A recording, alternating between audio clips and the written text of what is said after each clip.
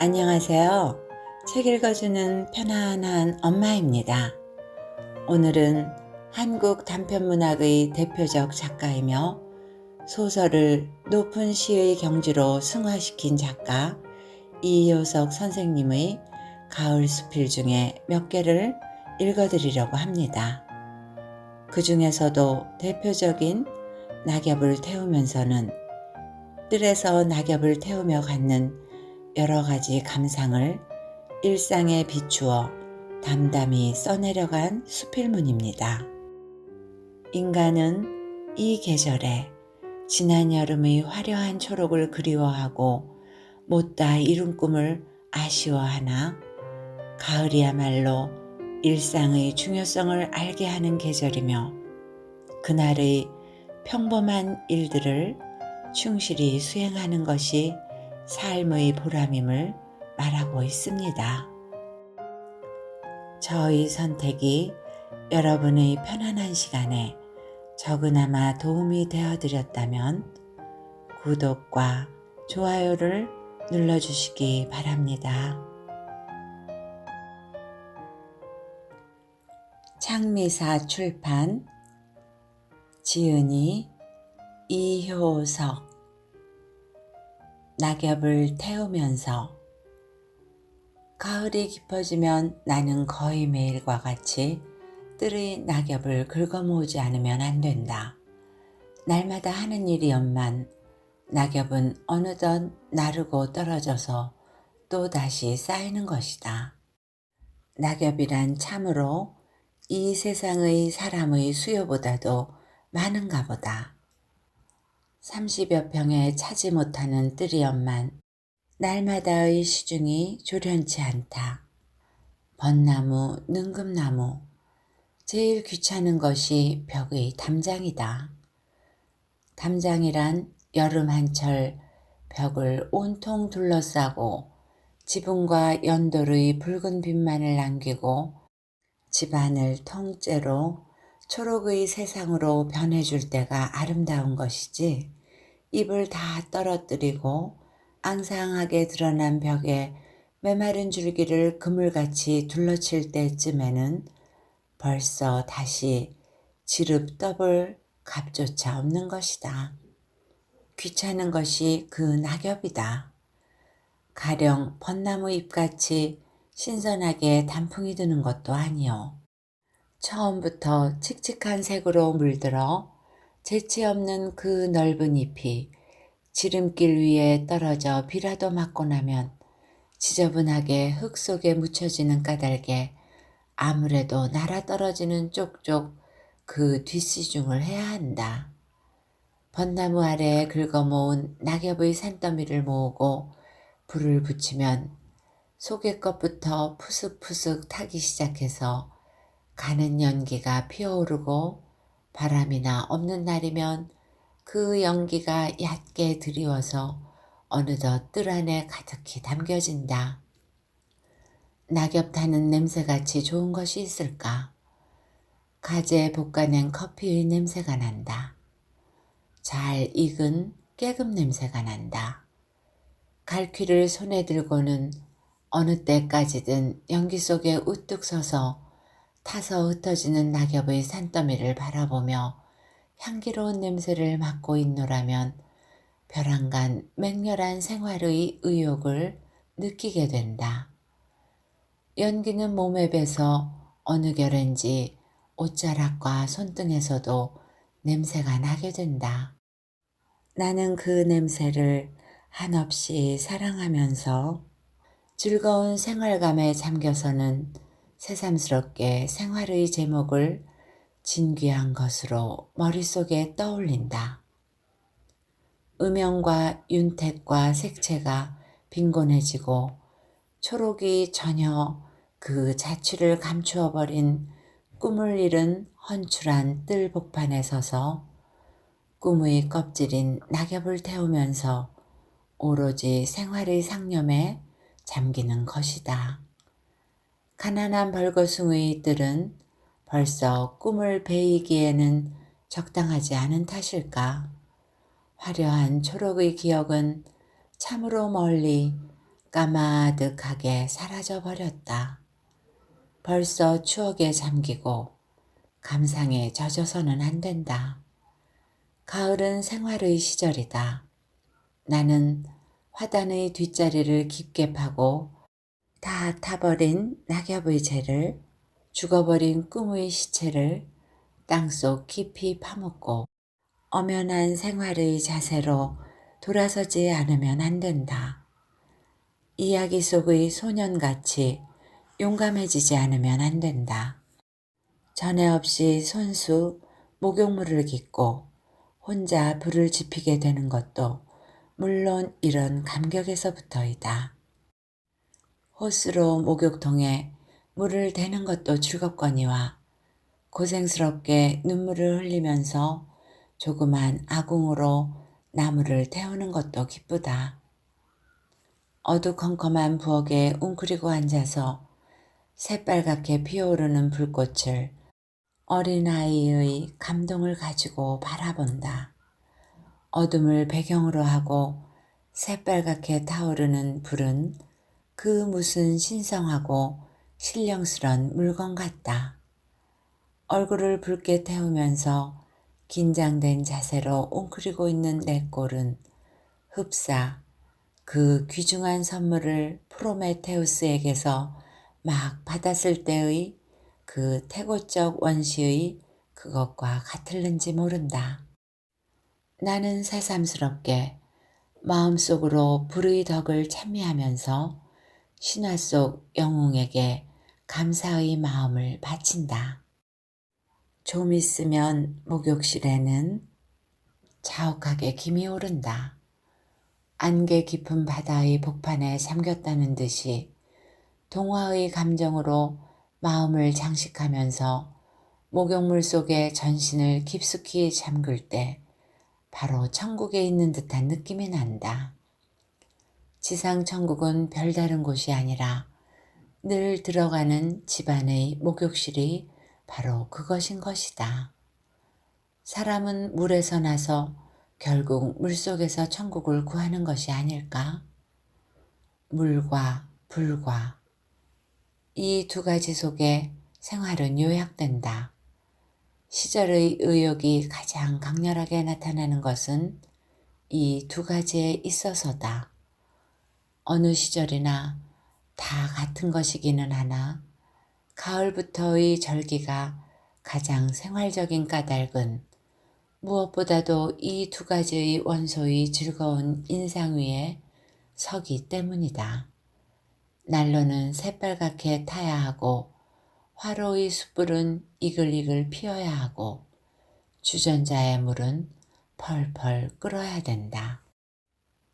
백화점 아래층에서 커피의 콩을 찧어가지고는 그대로 가방 속에 넣어가지고 전차 속에서 진한 향기를 맡으면서 집으로 돌아온다.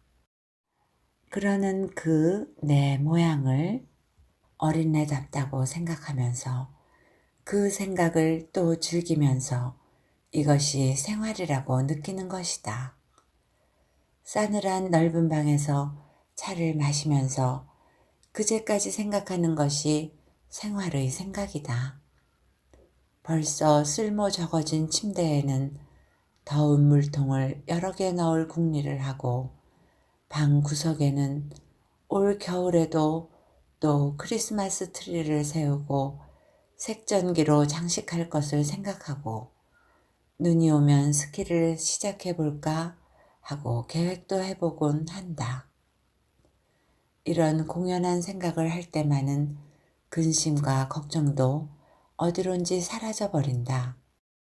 책과 씨름하고 원고지 앞에서 궁식거리던 그 같은 서재에서 개운한 마음으로 이런 생각에 잠기는 것은 참으로 유쾌한 일이다.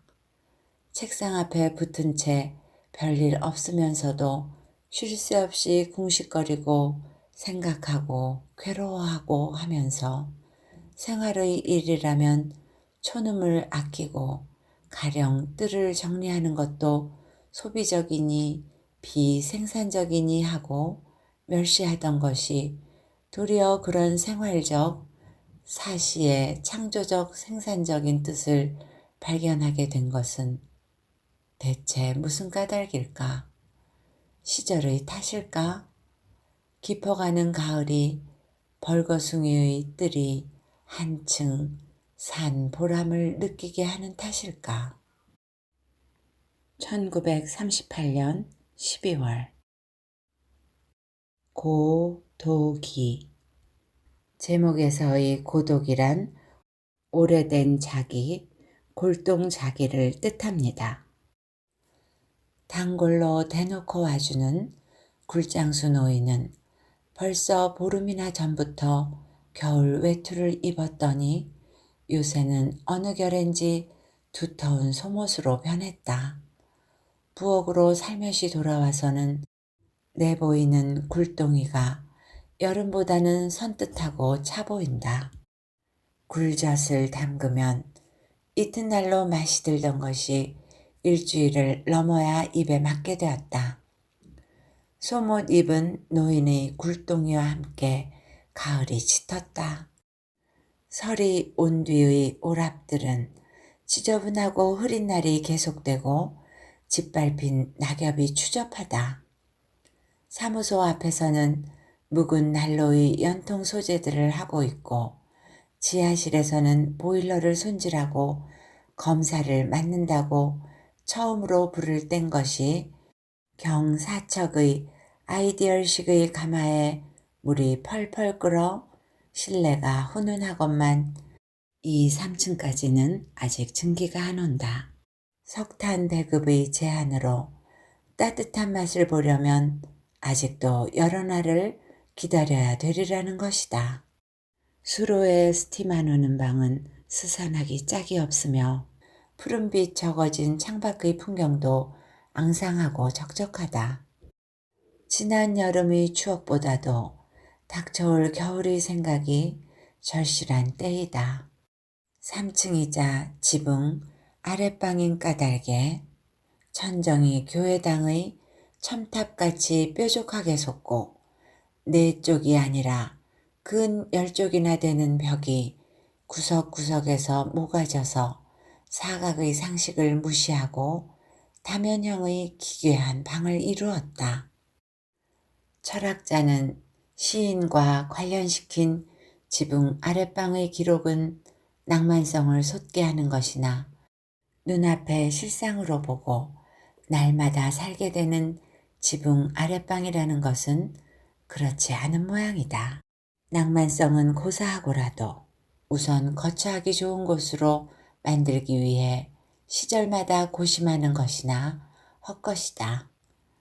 될 수 있는 대로 마음이 붙게 되도록 집에서 채권도 가져다가 늘어놓고 먹을 것과 마실 것도 구석구석에 준비해두고 책상과 책괴의 위치도 가끔 이동시켜 본다.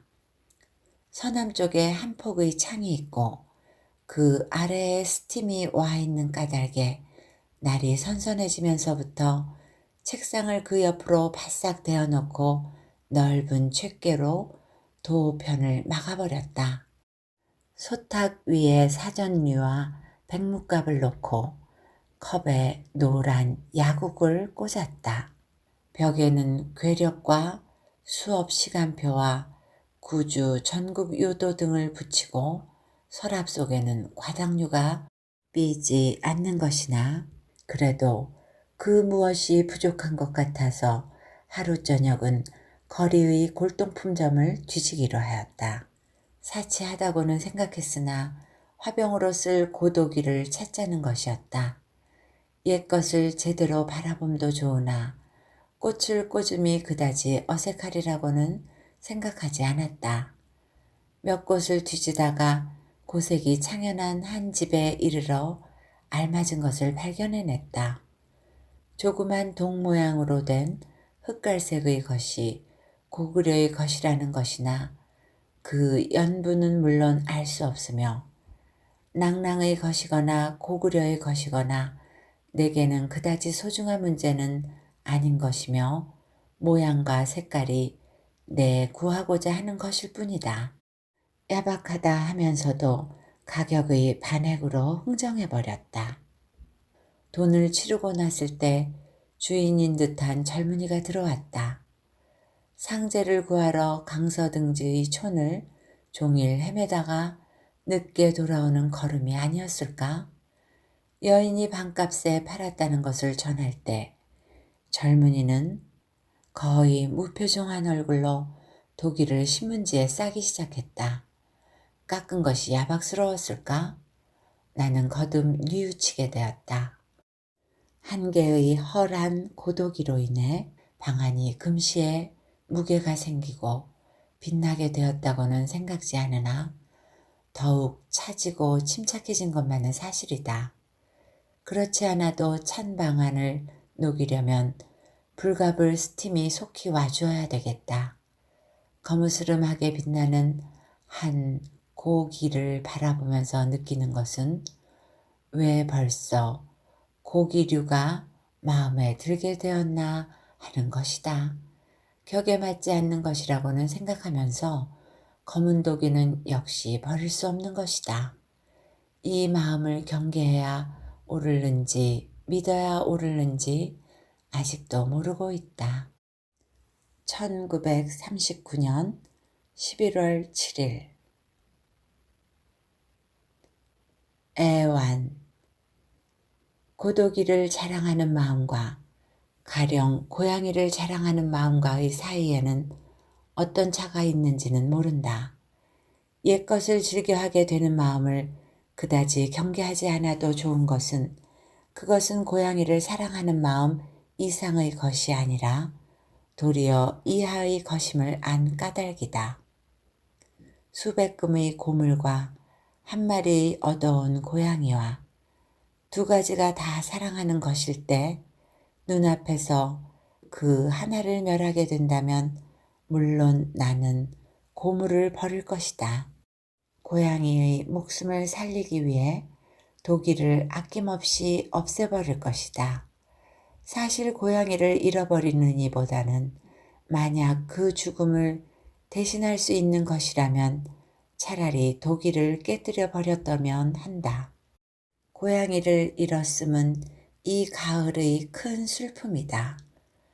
오랍들이 좁은 까닭에 개를 기르는 것보다는 고양이를 기름이 적당하다고 생각해서 첫여름 시골서 사람이 올 때에 어린 두 마리를 수화물로 붙여왔다. 24시간의 양식과 함께 나무괴에 넣고 화물차에 실어서 수천리를 무사히 온 것이다. 낯설은 타관이라 피곤하고 서먹해서 처음에는 비영거렸으나 곧 익어서 제 고장으로 여기고 제 집으로 알게 되었다. 뜰에 내려가 꽃포기 속에 숨거나 책상 아래에서 재롱을 부리거나 하는 외에는 방에서나 밖에서나 잠자는 것이 버릇이다. 세상에서 유아와 고양이가 제일 잠 많은 짐승이라는 것이나 아마도 하루의 반 이상을 잠으로 지내는 듯하다.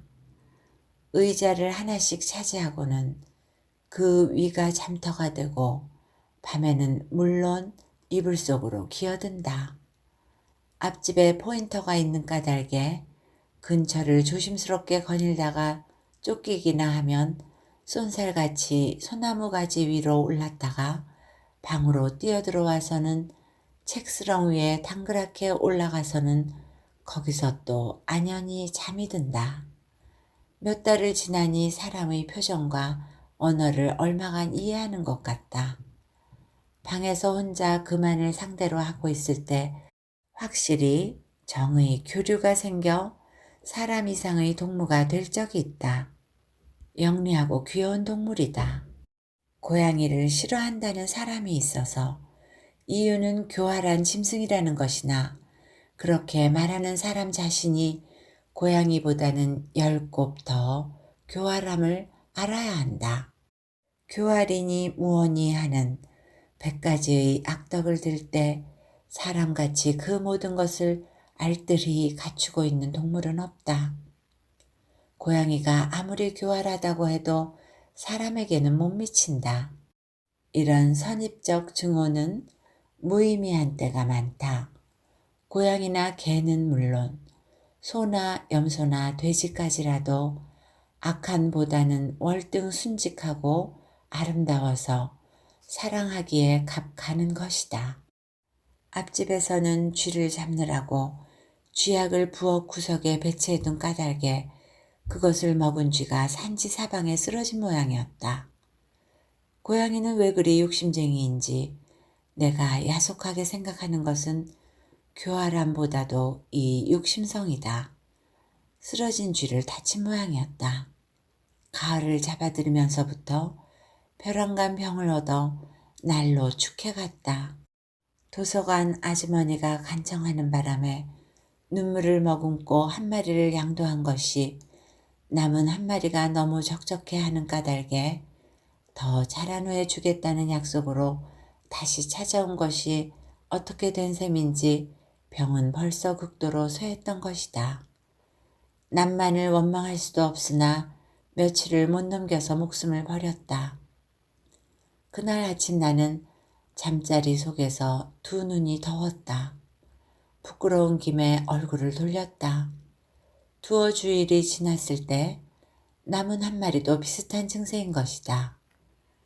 하룻밤 집사람은 보에 싸가지고 수의를 찼더니 소화제인 듯한 산약을 몇 첩 지어가지고 왔다. 설핀 약이 효력이 있을 리도 없어 고양이는 채 이틀을 참지 못했다.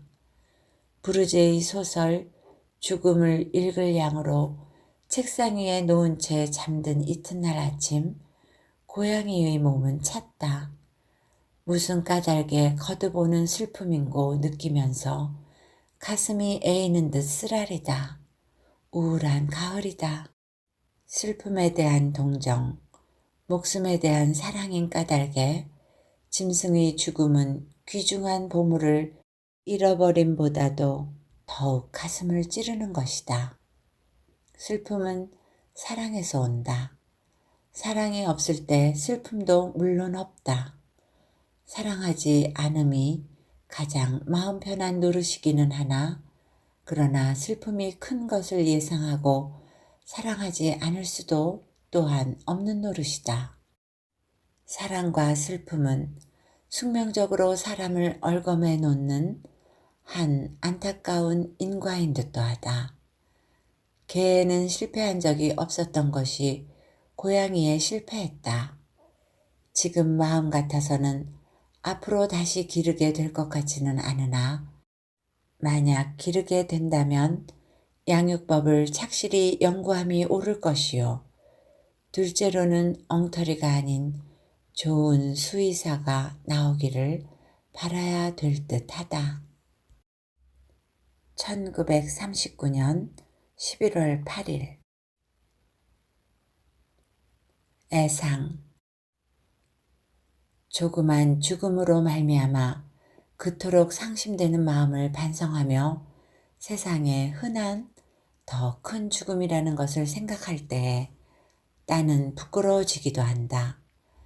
죽음의 경중은 없는 것이나 짐승보다 더 중할 사람의 경우를 생각할 때 세상에는 얼마나 더 큰 슬픔이 모르는 곳곳에서 사람들의 가슴들을 쥐어 흔들고 있을까.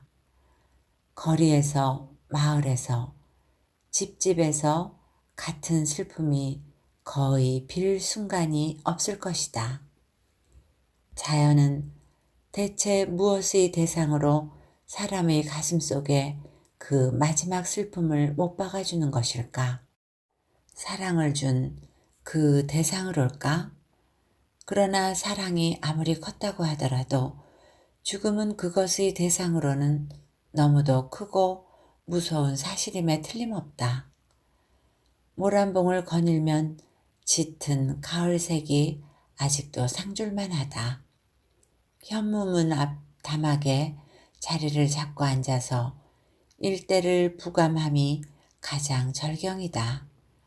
발에 밟히는 낙엽이 아니라 눈에 보이는 것은 수목의 상층인 까닭에 영롱한 홍엽과 징벽한 강물과의 대조가 지상의 것 아닌 듯이 아름답고 깨끗하다. 대체 몇 시간을 내려다보면 싫어질 것인고 혼자 보기 아까운, 그렇다고 무사람에게 보이기도 아까운 한 폭이다.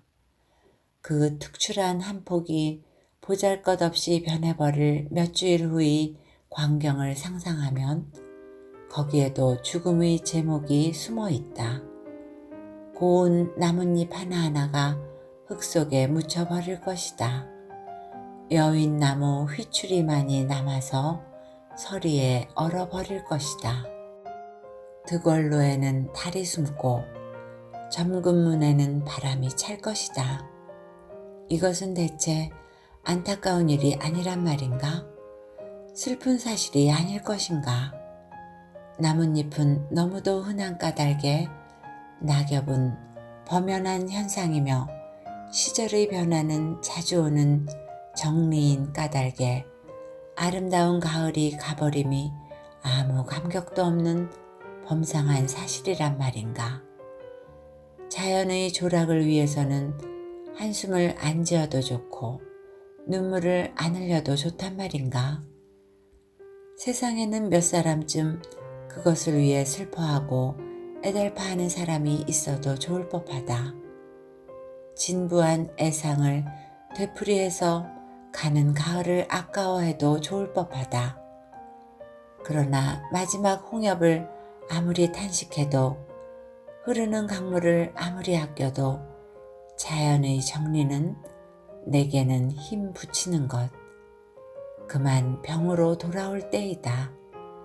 사랑하는 짐승도 가버렸고 가을도 마저마저 저물어가고 결국 방에 남은 것은 고구려의 고독이 골동품 뿐이다.